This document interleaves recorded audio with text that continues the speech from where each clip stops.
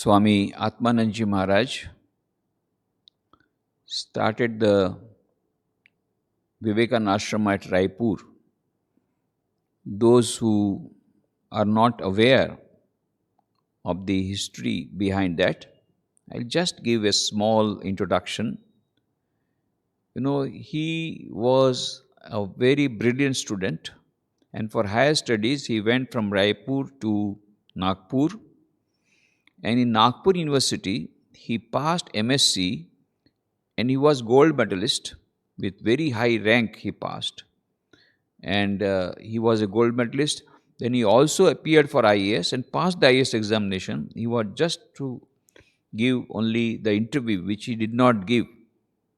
Otherwise, he would have been IAS officer.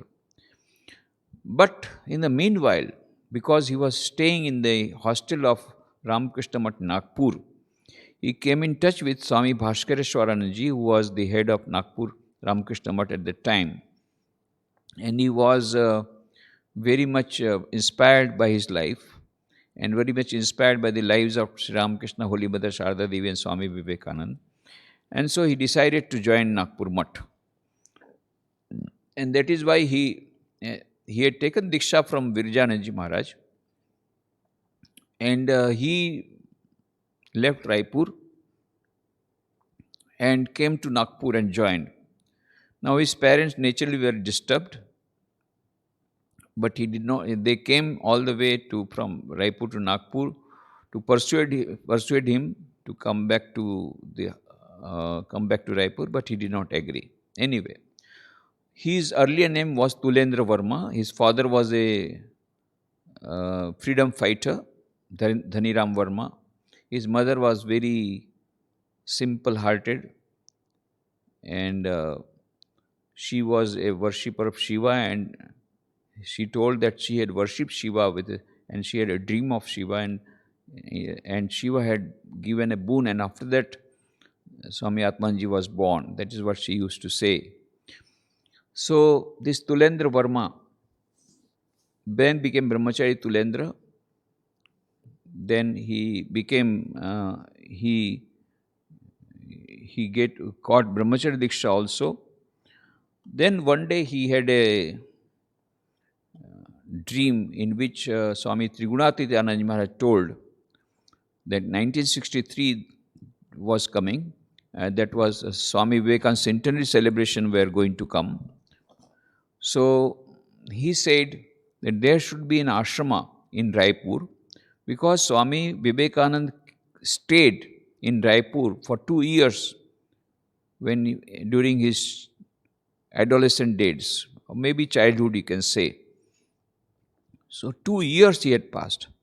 So there should be an ashrama. That time there was no ashrama. Nobody knew also about Swami Vivekananda. So he said, you start an ashrama, and also told him to start a monthly in Hindi, because there was no Hindi monthly. There was a Hindi monthly, Samanvay, that was started in 1927, but it had stopped in 1937. So he told him to start a magazine also in Hindi. But he did not give any importance to it. But he received that dream 3 times. Then he wrote to Swami Madhvanandaji that I got a dream like this, and I want to go to Raipur. And after starting that ashrama and starting that magazine, I'll come back. Then Swami Madhvanandaji said, you are a science student. I heard that you are a gold medalist in mathematics, and you believe all these dreams and all that. You forget about that. And as a brahmachari, it is not your duty to start ashrama, this and that. You have to go a long way. First, you concentrate on your sadhana in Nagpur ashrama.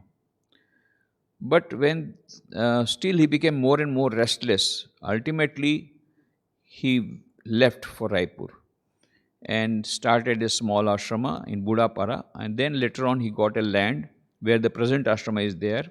Got some land from the government and started the ashrama there and started construction. Got the help of the other people, and his name was Madhavananji wrote a letter. After 3-4 letters correspondence, he said, since you are not listening, we don't have any alternative but to remove your name from our register. And so he was removed from Ramakrishna Mission. He was very much pained because he wanted to remain in the order.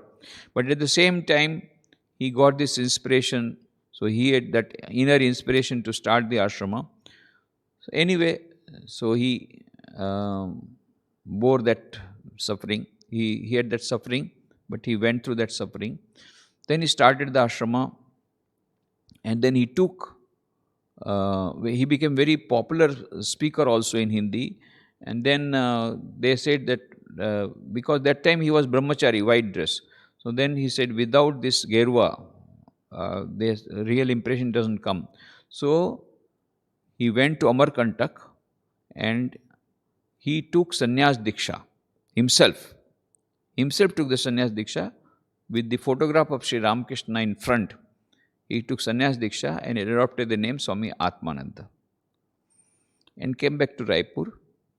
Now, in between, he had gone for 1 year to Rishikesh, to Swami Purushottamananji.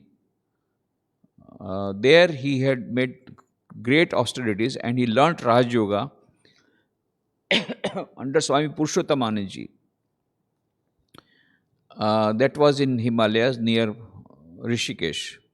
And then he came back and then he started the ashram in Raipur and they started the magazine also in 63, Vivek Jyoti. First of all, it was a quarterly. And then some other people also, his own brothers and then some of his old associates, they all started coming to the ashram and they started helping him. And gradually the ashrama grew. Now it so happened in 1965, there was a great relief work which was to be done, for which from Belur some monks came and they asked whether they could stay here. Atman said, yes, it is your ashrama only. And that time those Swamijis, they came, Bhuteshananji came, Gambhiranji came, they had come for the relief work. There was a big camp in Mana. And Raipur Ashrama was doing relief work in its own way, but Ramakrishna Mission was doing in a big way. So then the Swamiji started coming from Belur and staying there in Vivekananda Ashram. And they saw, oh, everything is going on as per the any ashrama, official ashrama. Every day morning, Mangalarti, there is morning prayer, there is a shrine, there is a library. The whole all the activities are going on exactly like the activities of an official ashrama. They become very much charmed. Then this was conveyed to Vireshwarananji. Vireshwarananji also blessed. Then Atmanji wrote that already I have done my work. I have fulfilled the dream of Tirunathatananji. I have started the ashram. I have also started the magazine. Now I am ready. You may post me anywhere.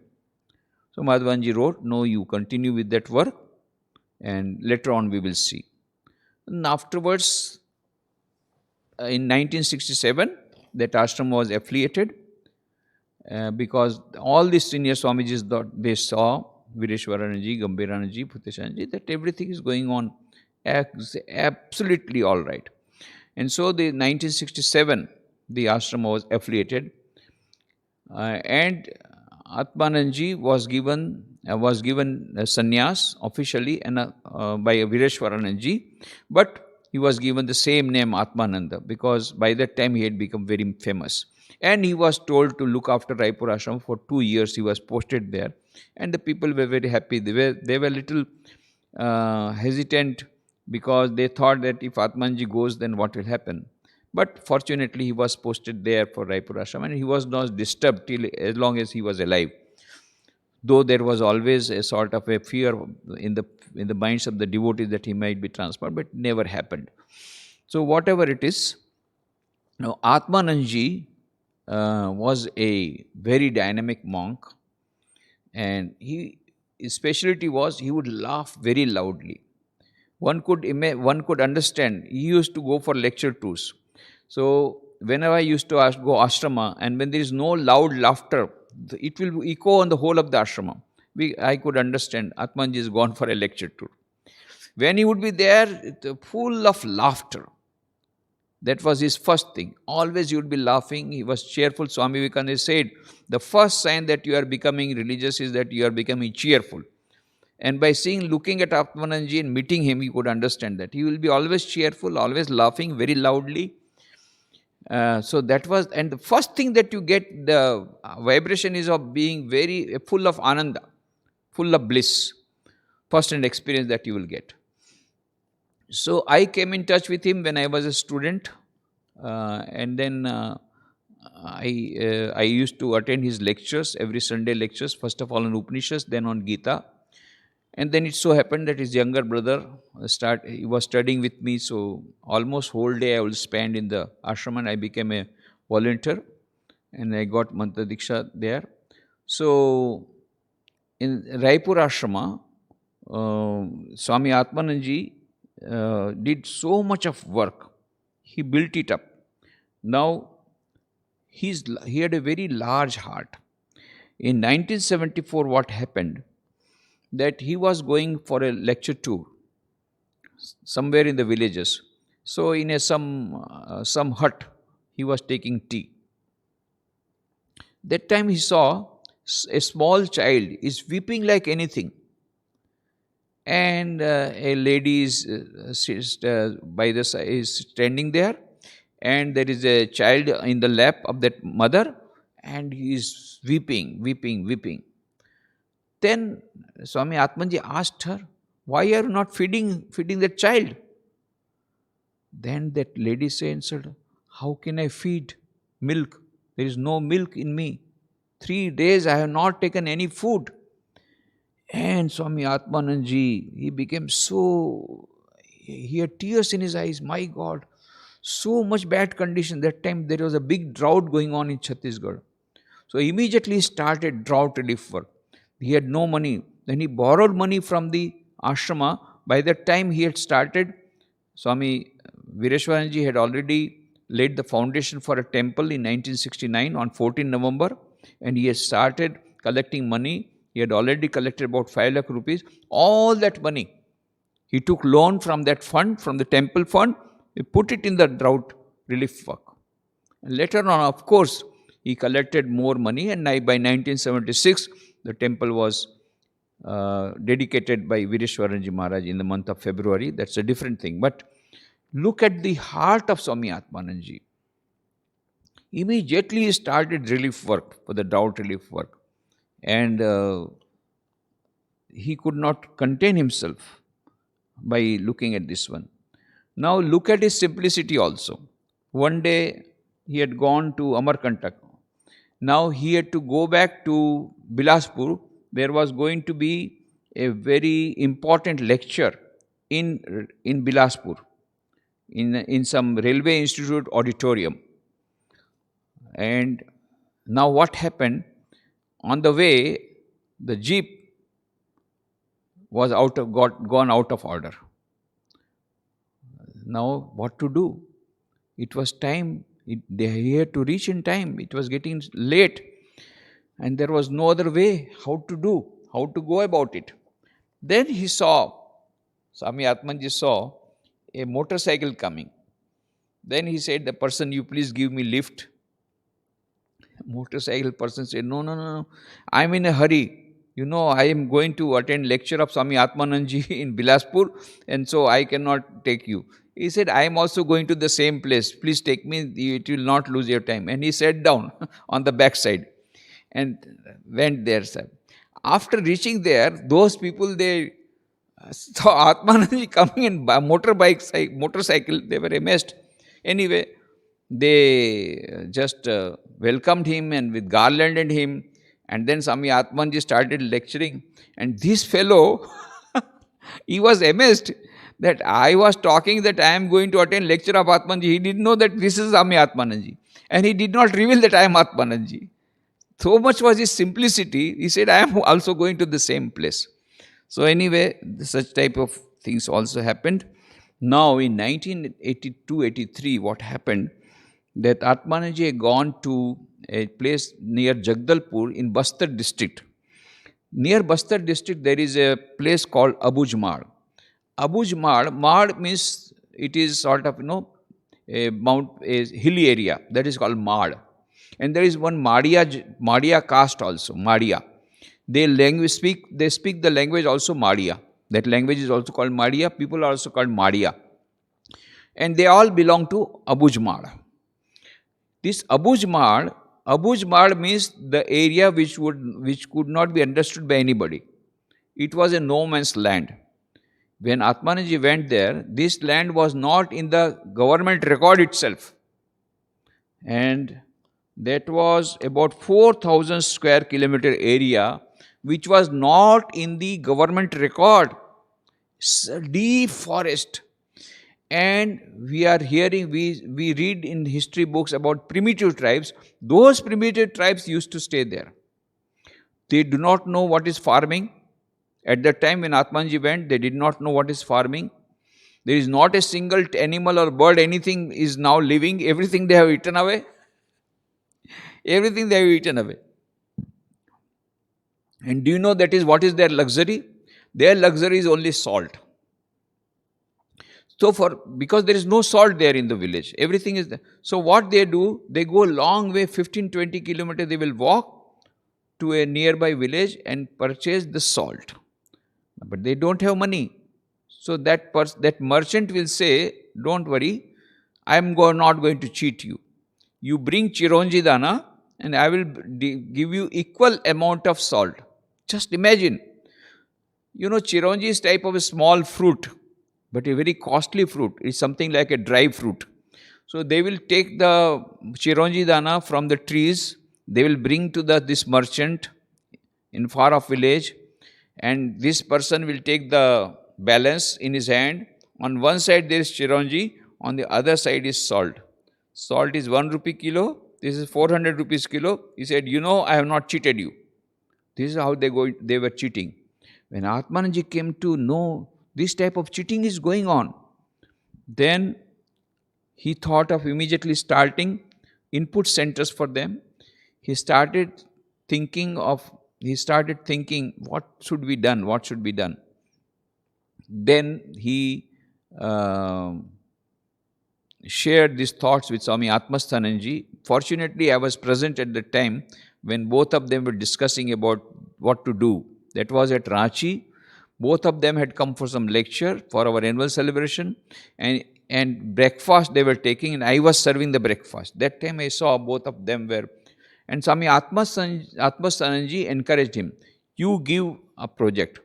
Atmananji said, I have talked to the MP government. At that time, Raipur was in MP, and they are ready to give some grant. So he said, you apply. I will try to see that in Belumat headquarters it is passed. But something must be done for these primitive tribes. At that time, the women, men, they did not wear any clothes. Primitive tribes. And they would be afraid if they see a car or if something, they hear some noise. Primitive tribes. And Swami Atmananji was very much moved by seeing that sight and how they were cheated, and they had nothing to eat. There was nobody to teach them. There was nobody to encourage them. There was nobody, because there were no roads. It was thick forest. So even the Christian missionaries had not gone that time. No, nobody had approached them. It was really Abujmar. Abujmar means, Mar means the area, and Abuj means one who could not be understand. Even the government records that land was not there. Nobody had approached that land. Swami Atmananji started work there for Abujmar people, and the government gave some land in Narayanpur. Now it is a very, very big center. And from that, thousands of children are studying in the school. Some of them becoming doctors, some becoming engineer. See, just imagine what a transformation. Swami Vivekananda said, if each soul is potentially divine, you can understand this thing when you go to Narayanpur. Their parents were roaming here about without any clothes, primitive tribes. Their children, they are smart looking, in uniform, going and competing in the Subrato football tournament. They became runners up. in the whole of India, in competition on drama, competition football, in so many other games, and in studies also. Some becoming doctors, some becoming engineers. They have developed so much. Complete transformation has come in that area of Abujmar because of Ramakrishna Mission working there. So many Naxalites are very powerful in that area. But previously they tried to put hindrance to us also, but then they understood that we are not going to leave this particular noble work, because they think if these people they get developed, if these people they get educated, then they would not be able to brainwash them. This is their worry. But we are not accepting any defeat at the cost of danger to our lives. Yes, sometimes our Swamijis were attacked also. They were taken to the Naxalite camp also. But the Swamiji said, yes, I don't mind. I don't mind being killed. But just imagine, this is not going to solve your problem, because we are not going to leave this work. Then those people said, okay, but you should not tell anything about this camp that you have come. And that was the sort of compromise that was made, and then he was relieved. So at present also, they do not interfere in our work, but they are very ferocious people, these Naxalites. Still we are working there in that area.